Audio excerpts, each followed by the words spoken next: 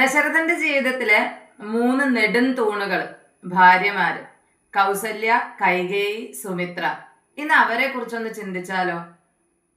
ഒരു ഭർത്താവ്, 3 ഭാര്യമാര്, ഒന്നിനൊന്ന് മെച്ചപ്പെട്ട 4 മക്കള്, കൂട്ടത്തില് രാഷ്ട്രീയവും. എന്താലേ കുടുംബം?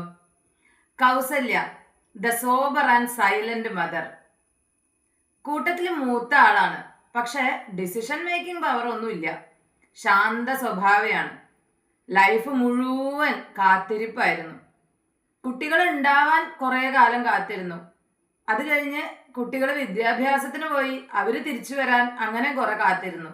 പിന്നീട് രാമൻ വനവാസം കഴിഞ്ഞു വരാൻ വേണ്ടി ആ 14 വർഷവും കണ്ണീരും കയ്യുമായിട്ട് കാത്തിരുന്നു.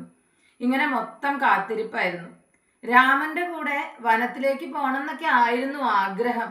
പക്ഷെ ഭർത്താവിനെ ശുശ്രൂഷിക്കാൻ വേണ്ടിയിട്ട് പ്രാർത്ഥനകളും കണ്ണീരും ഒക്കെ ആയിട്ട് കൊട്ടാരത്തിൽ തന്നെ കഴിച്ചു കൂട്ടേണ്ടി വന്നു. ഇനി Kaikeyi, the fire brand boss lady, കൂട്ടത്തിലെ ആൽഫ വുമൺ. ദശരഥന്റെ കൂടെ യുദ്ധത്തിന് പോകുമ്പോ തേരൊക്കെ ഓടിക്കും. അത്ര ഒരു ഒന്നൊന്നര ഐറ്റം തന്നെയാ.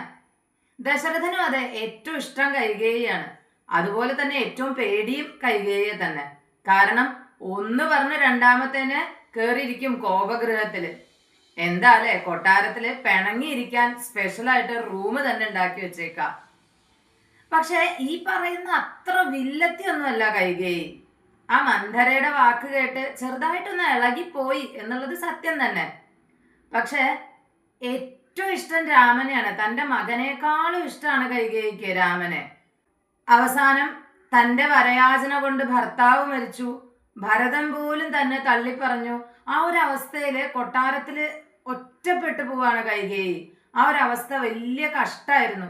ഇനി വനവാസം കഴിഞ്ഞ് രാമൻ തിരിച്ചു വരുമ്പോ ആദ്യം ഓടിപ്പോയി കെട്ടിപ്പിടിക്കുന്നതും ഈ കൈകേയി തന്നെയാണ്.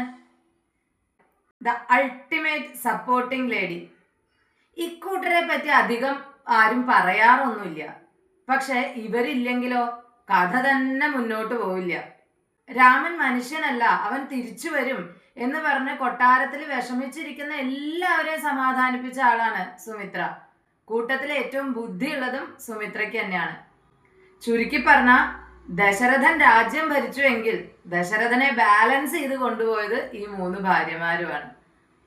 കൗസല്യ പ്രാർത്ഥനയിലൂടെ, കൈകേയി ഡിമാൻഡുകളിലൂടെ, സുമിത്ര സപ്പോർട്ടിലൂടെ ദശരഥനെ നല്ല രീതിക്ക് നയിച്ചു.